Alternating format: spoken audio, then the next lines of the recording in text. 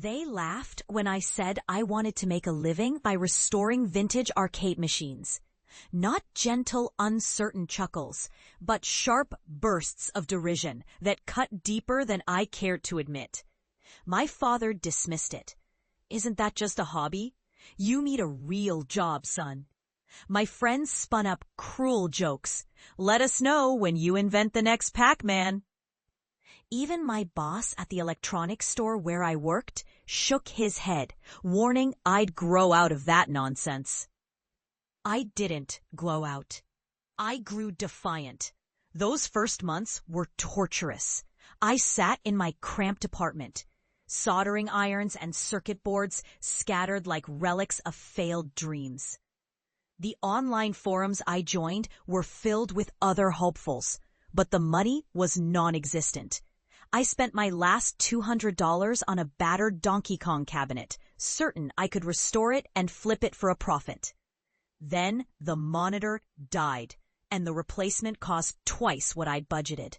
I ate cheap ramen and fixed one machine after another, sometimes not sleeping for days. Doubt gnawed at me each time a deal collapsed or an eBay buyer ghosted. Family gatherings were agony.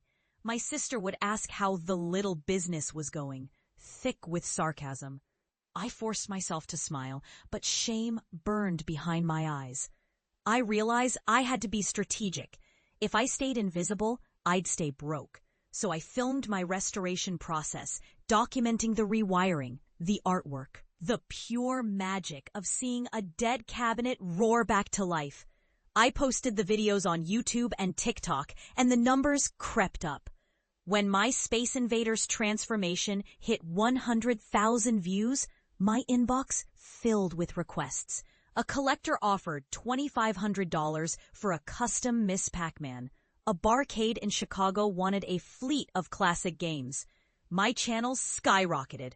100,000 subscribers in 18 months. I launched an online store.